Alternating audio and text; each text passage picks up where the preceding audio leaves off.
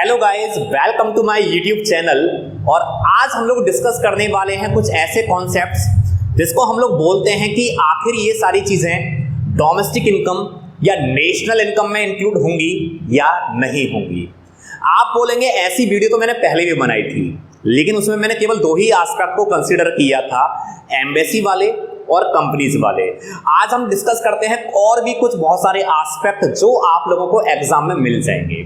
लेकिन अगर इससे पहली वाली वीडियोस नेशनल इनकम से रिलेटेड आपने अभी तक नहीं देखी हैं तो एक बार इनको गो थ्रू कर लीजिएगा, बेटर अंडरस्टैंडिंग मिल जाएगी।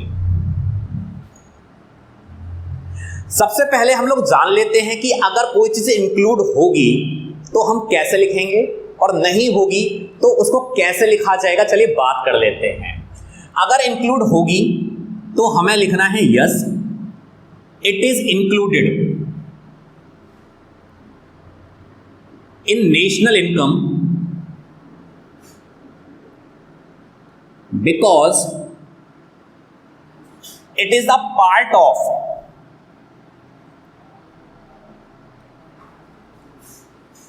under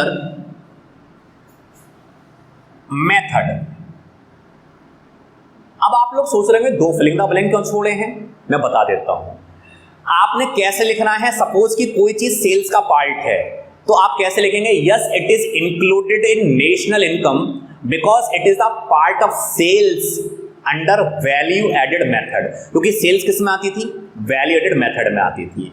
जैसे आप लोग क्या लिख सकते हैं, yes it is included in national income because it is the part of compensation of employees under income method. जो भी हमारा मेथड का नाम होगा वो यहां आएगा, उस मेथड का सब पार्ट लिखना है हमें यहां, जैसे सेल्स, सीओई, ऑपरेटिंग सरप्लस, ऐसा कुछ भी। ये तो हमारे वो कारण हो गए जिसमें हम मान रहे हैं इंक्लूड होंगे। नहीं होंगे तो क्या लिखना है, no it is not included in national income. ये इंक्लूड नहीं होगा नेशनल इनकम में because it is the part of. अब यहां में कारण बताना पड़ेगा क्यों इंक्लूड नहीं होगा। इसके बहुत सारे कारण हो सकते हैं। यहां हो सकता है कि वो पर्टिकुलर चीज हमारा इंटरमीडिएट कंजम्पशन हो, यानी रॉ मटेरियल हो, इसलिए इंक्लूड ना हो। या ट्रांसफर इनकम में, ट्रांसफर इनकम और ट्रांसफर पेमेंट कभी भी इंक्लूड नहीं होते, ये हो। ये सब कारण हो सकते हैं नहीं इंक्लूड होने के। मैंने दोनों तरीके बता दिए, लिखा अगर इंक्लूड होगा तो कैसे लिखना है, नहीं इंक्लूड होगा तो कैसे लिखना है। चलिए डिस्कस कर लेते हैं एक एक एस्पेक्ट को। सबसे पहले देखते हैं क्वेश्चन क्या पूछा गया है। गिविंग रीजन बताना है साथ में कि भाई ये सारी जो चीजें हैं क्या ये नेशनल इनकम में इंक्लूड होंगी या नहीं होंगी। मैं बता दूं यहां नेशनल इनकम हो या फिर डोमेस्टिक इनकम, दोनों के लिए आंसर एक जैसा माना जाएगा। चलिए पहले हम लोग बात कर लेते हैं वैल्यू एडेड के बारे में, क्या क्या ध्यान रखना है। भाई कोई भी रॉ मटेरियल इंक्लूड नहीं होगा, जब वो फिनिश गुड्स में कन्वर्ट हो जाएगा तब उसको इंक्लूड किया जाएगा। कोई भी फीस इंक्लूड नहीं होगी। अब आप बोलेंगे फीस क्यों इंक्लूड नहीं होगी, बता देता हूं मैं। ये मार्कर है, एक कंपनी है, इसको बनाने में जो जहां ये मार्कर बना है उसमें लॉयर भी लगे होंगे, अकाउंटेंट भी लगे होंगे, तो उनको जो फीस दी जाती है वो सारी इसकी एमआरपी में इंक्लूडेड है, इसलिए उसको अलग से इंक्लूड नहीं करना है। तो ये कुछ चीजें आप लोग ध्यान रख लीजिएगा, ये कुछ बेसिक सी चीजें हैं। चलिए स्टार्ट करते हैं, देखते हैं अपने क्वेश्चंस। पहला क्या कहा गया है, परचेजेस बाय फॉरेन टूरिस्ट। एक फॉरेन टूरिस्ट इंडिया में आया, उसने कुछ चीजें इंडिया से खरीदा, उसने खरीदा, हमने क्या किया, भाई हमने तो सेल किया ना, ये इंक्लूड होगा। कैसे लिखना है, yes it is included in national income, क्योंकि किसका पार्ट है, सेल्स का। मैं ऑलरेडी बता चुका हूं लिखना कैसे है, बस सिर्फ आपको ये बता रहा हूं क्यों इंक्लूड होगा। सेल का पार्ट है। मेथड का नाम क्या है, मेथड का नाम है यहां वैल्यू एडेड मेथड। सेकंड वाला देख लेते हैं हम लोग, क्या कहा जा रहा है, एक्सपेंडिचर बाय अ फर्म, कोई कंपनी कुछ खर्चे कर रही है, क्यों कर रही है? फीस देने में। किसको दिया गया है? चार्टर्ड अकाउंटेंट को। कोई भी फीस कभी इंक्लूड नहीं होती। आंसर क्या आएगा? No, it is not included in national income.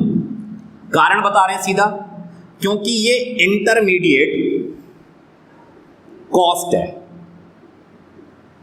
कारण क्या है कि भाई इसको बनाने में जो खर्चे हुए वो सब एमआरपी में इंक्लूडेड है। दोबारा क्यों इंक्लूड किया जाए? नहीं तो otherwise error of double counting हो जाएगा।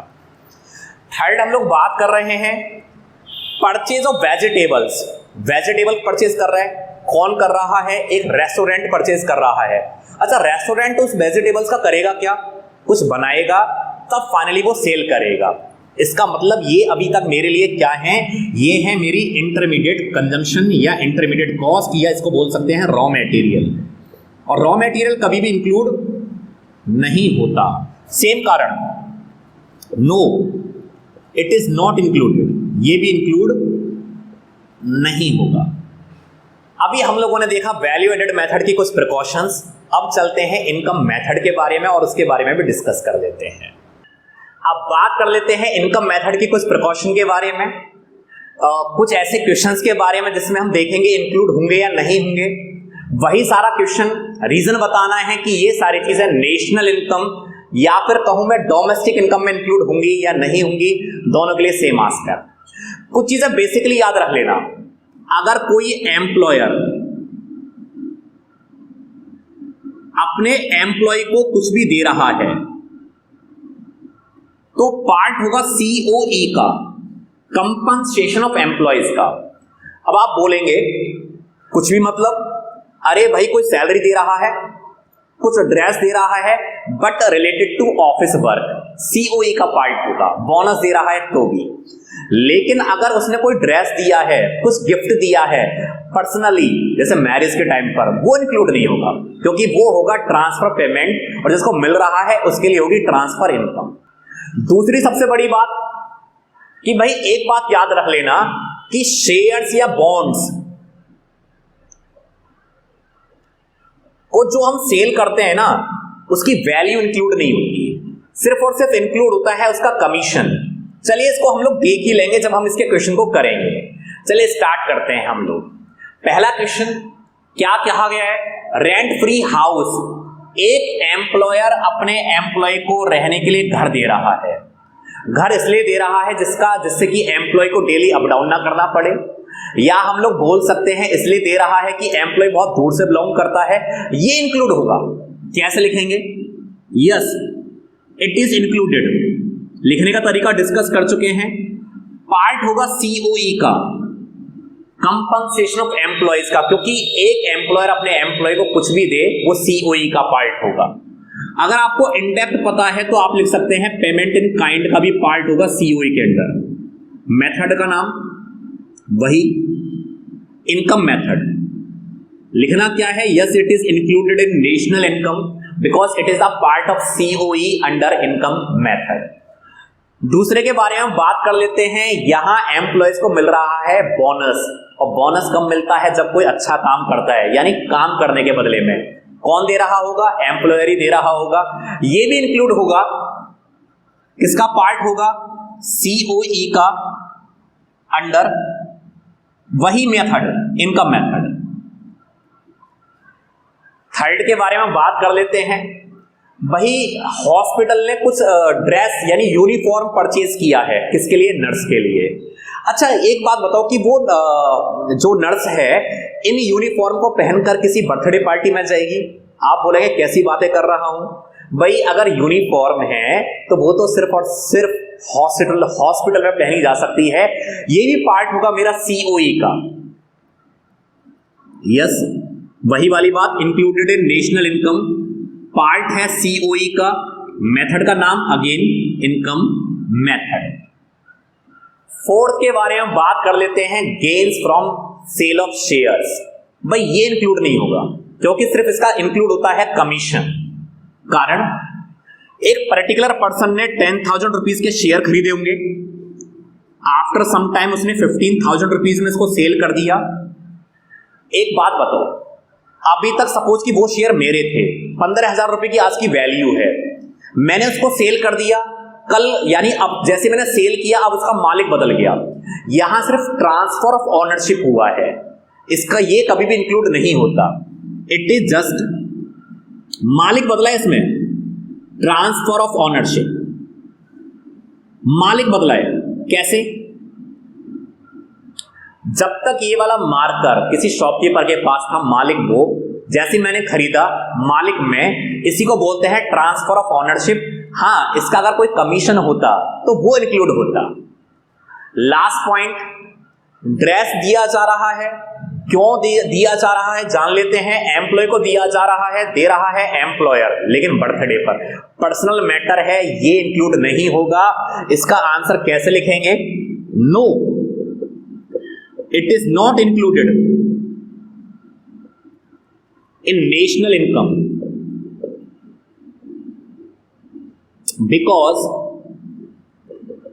It is the part of, दिया जा रहा है ना, ट्रांसफर पेमेंट। ये ट्रांसफर पेमेंट का पार्ट है, क्योंकि ये वर्क से रिलेटेड नहीं है। अगर वर्क से रिलेटेड नहीं है तो वो ट्रांसफर इनकम या ट्रांसफर पेमेंट होगा। इनकम तब होगा जब मिलेगा, देंगे तो पेमेंट कहलाएगा। बात कर लेते हैं वही रीजन वाले क्वेश्चन, लेकिन कुछ और क्वेश्चंस देख रहे हैं। बात कर रहे हैं अब एक्सपेंडिचर मेथड के बारे में।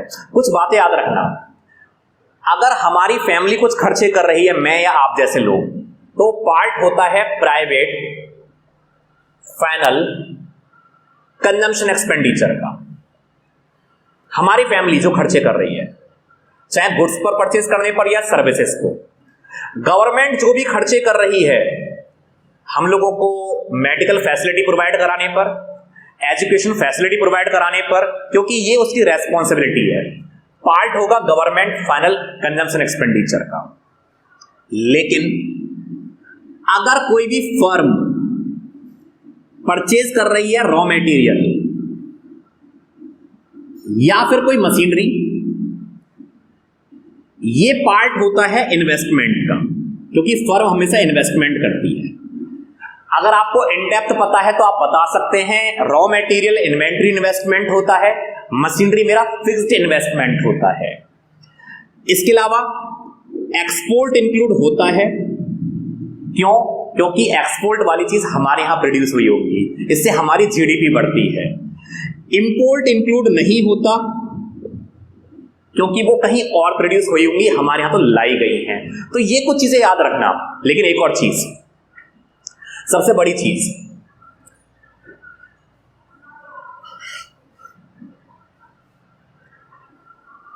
कभी कभी क्वेश्चन आ जाते हैं रिलेटेड टू इंटरेस्ट। अच्छा, इंटरेस्ट कब पे किया जाता है? जब लोन लेंगे। तो याद रख लेना कि भाई ये कब इंक्लूड होगा। अगर इंटरेस्ट का पेमेंट किया है किसी फर्म ने, बैंक ने, या गवर्नमेंट ने, या किसी बिजनेसमैन ने, भाई ये इंक्लूड होगा। क्यों? ये सारे जो लोन लेंगे ना, ये लेंगे प्रोडक्टिव पर्पस के लिए, यानी बिजनेस एक्टिविटी के लिए। लेकिन अगर वही लोन लिया है हम जैसे किसी इंडिविजुअल ने, फैमिली ने, तो भाई हमारा कोई भी पर्पस बिजनेस पर्पस नहीं होता। बिजनेस पर्पस है तो हम बिजनेसमैन कहलाएंगे। मैंने पर्सनली लोन लिया है घर खरीदने के लिए, बाइक खरीदने के लिए, ये मेरा अनप्रोडक्टिव है, ये इंक्लूड नहीं होगा। ये इंक्लूड होगा। चलिए स्टार्ट कर लेते हैं, देख लेते हैं कुछ प्रिकॉशंस, कुछ क्वेश्चंस। पहला, एक टैक्सी ड्राइवर ने टैक्सी परचेज किया है। टैक्सी का यूज क्यों किया जाता है? बिजनेस एक्टिविटी के लिए, सवारियों को ले जाने के लिए, छोड़ने के लिए, कुछ कमाने के लिए। भाई ये इंक्लूड होने वाला है। Yes, it is included. अच्छा एक बात है, टैक्सी तो एक फिक्स्ड इन्वेस्टमेंट भी है, क्योंकि फिक्स्ड एसेट भी है। It is included in national income, और साथ में प्रोडक्टिव पर्पस के यूज में भी आ रही है, बिजनेस पर्पस के यूज में भी आ रही है। तो आप दोनों में से कोई भी कारण बता सकते हैं। फिक्स्ड इन्वेस्टमेंट है। मेथड का नाम क्या है? एक्सपेंडिचर मेथड लिखना कैसे है ऑलरेडी डिस्कस कर चुके हैं कि yes it is included in national income because it is a part of fixed investment under expenditure method. Second देख लेते हैं, गवर्नमेंट कुछ खर्चे कर रही है, क्यों कर रही है? जैसे एजुकेशन प्रोवाइड की जा सके फ्री में, है ना। अब ये गवर्नमेंट की रेस्पॉन्सिबिलिटी है, ये इंक्लूड होगा, कारण गवर्नमेंट फाइनल कंजम्पशन एक्सपेंडिचर का पार्ट है। मेथड का नाम है अगेन एक्सपेंडिचर मेथड। थर्ड वाला देख लेते हैं, भाई कोई भी हेल्प इंक्लूड नहीं होती है क्योंकि ट्रांसफर पेमेंट कहलाता है। ये याद रख लेना, यहां कुछ हेल्प दिया जा रहा है फ्लड विक्टिम्स को, बाढ़ में डूबे हुए लोगों को, ये इंक्लूड नहीं होगा। लिखा कैसे जाएगा? No, it is not included in national income. कारण बताना है क्योंकि ट्रांसफर पेमेंट है ये, इसलिए इंक्लूड नहीं होगा। काम के बदले में मिले बिल्कुल इंक्लूड होगा, लेकिन बिना काम के मिले तो ट्रांसफर इनकम या ट्रांसफर पेमेंट कहलाएगा। अब इंटरेस्ट वाले क्वेश्चन देखकर बताना कि कौन पे कर रहा है। इंटरेस्ट किसको कर रहा है ये मतलब नहीं है पे कौन कर रहा है। Payment of interest by a firm, पे करने वाली है फर्म, पर्पस क्या है? प्रोडक्टिव, ये इंक्लूड होगा। Yes it is included because the loan is taken for productive purpose, इसलिए इंक्लूड होगा। इसके बाद payment of interest by a bank to an individual, कौन पे कर रहा है? बैंक पे कर रहा है, रीजन सेम रहेगा, प्रोडक्टिव पर्पस इंक्लूड होगा। एक और देख लेते हैं, payment of interest bye N individual, कौन पे कर रहा है? हम जैसे लोग, इंक्लूड नहीं होगा। No, it is not included because the loan is taken for, किस पर्पस के लिए? अनप्रोडक्टिव पर्पस के लिए।